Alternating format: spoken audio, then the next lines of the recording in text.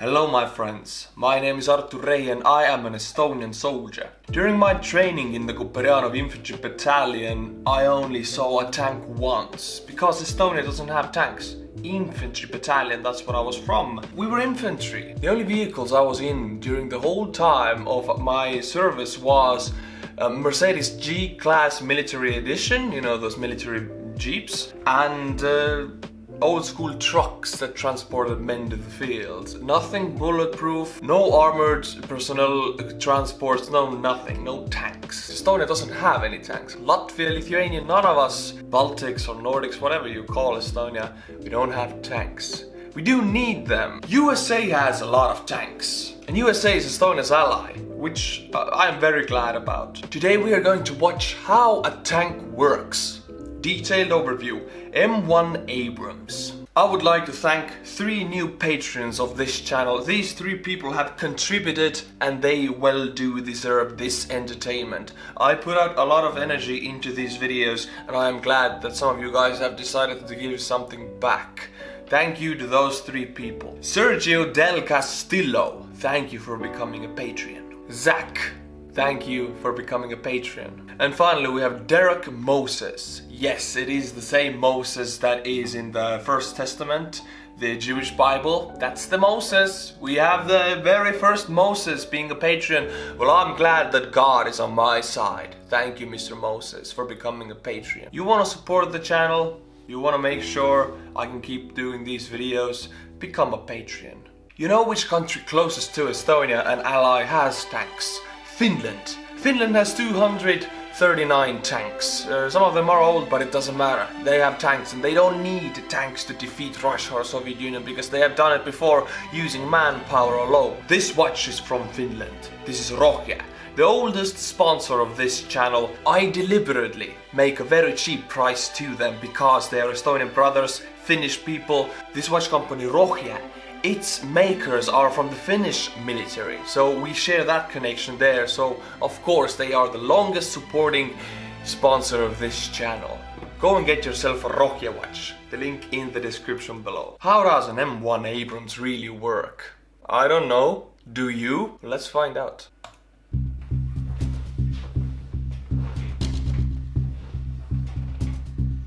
The M1 ABRAMS tank was introduced in the year 1980.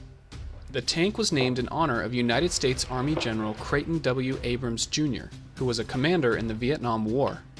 The idea with the M1 ABRAMS tank was to keep it low to the ground so that it was harder to hit. Angled sides on the tank allowed enemy fire to deflect off the side. It's a bit cozy inside, so I hope you're not claustrophobic. During operations, the crew may spend hundreds of hours inside with very little sleep. Oof. There are many versions of the tank. We have the M1, then came the M1A1, and then the M1A2.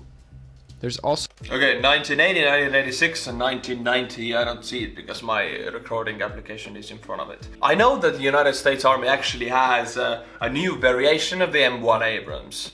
M1A1C, M1A2C, I think. It has new ammunition, new armor, new everything. It's the same tank, but it's just upgraded. So we should make a video about that also. It's one of the newest tanks in the world. So minor variants of the tanks with many different enhancement packages. But to keep things simple, let's not worry about these. Just these 3 major versions. They look very similar on the outside, but there's been plenty of improvements to items such as the armor, electronics, and the weapons systems. Each new version is generally heavier and slower, but the increased tech makes up for it. For the rest of the video, I'm going to focus specifically on the M1A2 ABRAMS tank, though some of what I'll say will be true of the previous versions as well. Let's look at some specs. The height is 8 feet, the length is 32 feet, and the width is 12 feet. You don't really think about how huge these things are unless you see those measurements or you have to see them in real life. As I said, the only time I saw a tank, I think it was like, whoa, Netherlands tank. When we had our final training exercise with the NATO countries, it's called the Spring Storm in Estonia, Kevadtorm, and I took part in it. I was the company communications infantry, of course, and I just saw the Allies tanks rolling in the distance, and I was supposed to like coordinate artillery on them. So that's my only touch with the tanks. But they are huge. If you look at these measurements, they are gigantic. I'm very tall, I'm 6'4", almost nothing. No vehicles in Estonia are taller than me, because in Estonia we don't have those big trucks as you do in America. We have very few of them, like most of the vehicles are smaller than me. And this tank is just over my head, way over my head. It's a huge damn tank. USA, please send some to us for next Christmas. Santa, please send me a tank. For comparison, here's the size of a person. That's me there. This tank weighs a whopping 68 US tons. Woo. That's equal to the weight of about 35 cars. Even with all of that weight, the tank is 35. capable of speeds of up to 42 miles per hour. How can it go so fast with such weight? How much fuel does it consume? Also, is it gasoline or diesel? Oh, we will find out, why am I asking? But still, 68 tons! Imagine a 68-ton piece of metal running towards your position at 48 miles per hour. You cannot even go 48 miles inside US cities, right? Is it 40 miles in the city speed limits? And this one can go faster than the speed limit in the city, which is crazy. It has a fuel capacity of just under 500 gallons. Again, just for comparison, most cars can only hold about 16 gallons. But tanks need all of that fuel because they only get about 0.6 miles per gallon compared to the average car, 25 miles per gallon. It's like G63, the civilian version. That gets about a mile to the gallon. So it's a gas guzzler, but it's heavy and powerful. Let's look at some of the features of the tank. We have the caterpillar tracks, the wheels, there are 7 on the ground on each side, Alright. the main body, which is called the hull, and the turret, which is the part that spins on top and holds the weapons and other equipment. The engine is housed in the very back. So it couldn't The be tank holds damaged, a crew right? of 4. 3 of them are inside 4 people inside this tank? How cramped is it in there? Oh my god. Also, can you be a tank crewman if you're as tall as me? Me, 6'4", I even had an issue being an infantryman, because if you're carrying weights around, if you're taller, it's a lot harder actually. But I couldn't work in a tank, right? Because I'm too tall. I would just be above the pole. You gotta be like 5'9" to be very comfortable in that tank, right? The Estonian Soldier hat competition. Welcome back, my friends. Welcome back. We have some 5 new names to put on the board. Let's see if the balance of power between Washington and Texas will change. Because right now, Washington is all out leading the game. First of all, we have William Moritsky from Morenci, Arizona. Morenci seems like an Italian name. Morenci. It's Italian, not Arizonian. 26 points to Arizona, baby. We have Dain Fost. All of the names will be pronounced in Estonian, so Dain Fost. Lancaster, New Hampshire. This was the 3rd point ever to New Hampshire. We have Mr. Ryan Smith. How would I say that in Estonian? Rian Smith. Weird, ain't it? Point goes Longview, which is of course a city next to the Shortview city. That's in Washington. As if Washington needs more points. It doesn't. It has 44, now it has 45. Damn, will Washington ever stop? We have Markus Stannaway. I've never heard your name said like that, I'm sure. You're not from the US, but the UK. City is called Gloucester, and that's, yeah, in the United Kingdom. UK and Canada both now have 4 points, making it to tie again. Canada led for quite a while, but now it's also they share the first place.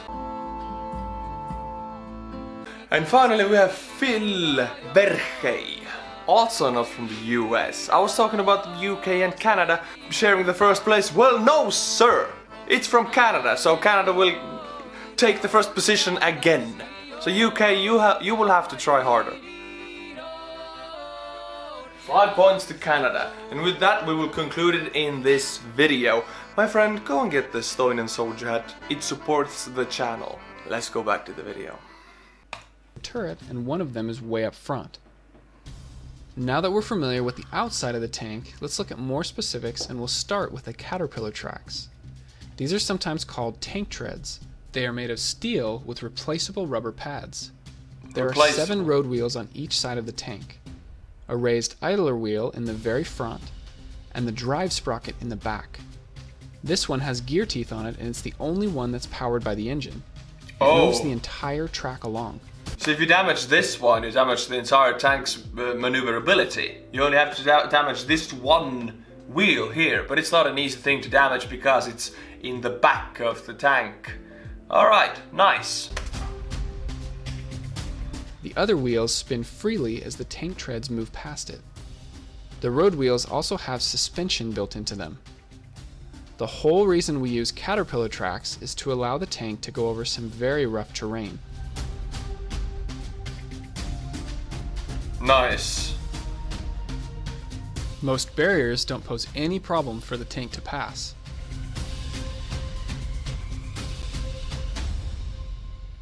Cool. A lot of this is pretty similar to how other tanks work. You'll find a lot of the same components. My friends, I have a question for you. We're talking about tanks that can traverse terrain. I have a question for you. You Americans know much more about big size SUVs. Now I really need some help here. I right now have a Mitsubishi Outlander, quite old one, used, and I'm thinking about going to Mitsubishi Shogun, which is in Estonia, it's a Pajero, it's the same car, and you call it Shogun. If any of you know anything about this car, please let me know. I would of course buy it used, because it's quite an expensive car and I don't have that kind of money. I would buy it used, but that's why I'm asking, is it a good car, high mileage? Because I can only afford a high mileage car. Is it okay? Because it's supposed to be one of the more reliable cars in the world. So if you have any experience with big SUVs like Land Cruiser or Mitsubishi Shogun, please let me know in the comments. Regular vehicles with 4 wheels have limited surface area in contact with the ground. They can get stuck much easier. That's why it's a good idea to stay on paved roads. The tank, on the other hand, has a much larger surface area to displace all of that weight. The tank shouldn't be on paved roads because it would ruin the road. I know in Estonia when we had spring storm exercise, the tanks weren't allowed to ride on regular paved roads because they would just ruin them. They're so heavy. Obstacles in the way are usually not a problem. The tank can even climb some very steep hills. Okay, 45 Most degrees of the I time, see. it's still a smooth ride for those inside the tank. The tank is steered by altering the speed of the tracks. For example, to turn left, the right tracks need to move faster than the left tracks. Oh. Unfortunately, the caterpillar tracks are the most likely part of the tank to break. The good news is that the tank usually carries tools and spare parts so that broken links can be replaced and the tank can keep moving again. Okay. Next up is the engine, which is in the very back of the tank. For repairs, the entire engine can be lifted up out of the tank. This is an AGT 1500 engine, which can run off of several different fuels, but most of the time it runs off of jet fuel. Jet fuel? Oh my god, I thought it's gasoline. And how can one engine run off of several different fuels? It's like multi-fuel engine. It's like I put diesel inside my gasoline car or vice versa. Whoa. In your car, you'll find what's called a piston engine, with these pistons moving up and down to rotate the shaft. But in the tank, you'll find a turbine engine. This one works a little bit more like a jet engine that you would find on an airplane. However, this engine is actually fairly quiet, which is really important so you don't give away the tank's position to nearby enemies. The engine gets very hot, so these 2 side cooling units will help remove the heat. The exhaust comes out the back, so make sure and stay clear when the engine is on.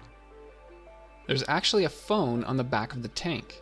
This way, soldiers on the outside can communicate with the crew on the inside. The sides have armored plates called side skirt. Well, yeah, because one of the ways we were taught as an infantry, we never use tanks or use them for cover, but if you know Russian tactics, Russia relies heavily on artillery and infantry relies on tanks and tanks rely on infantry. So one of their tactics up till nowadays is the huge field, and you have lines, waves of soldiers picked with tanks, and the soldiers are behind the tanks and they're just gonna cross the field like in the old World War II days. And these tactics in Russia are still the same today. So it makes sense for Abrams to have the phone in the back. I'm sure Russian tanks have also, because there are going to be soldiers taking cover behind the tank if they are closing out the distance with the enemy. They're going to be back there and they will need to talk to the tank crew. I'm not sure if Americans use these tactics because they are stupid and outdated, but Russians do. They don't really change their war game that much.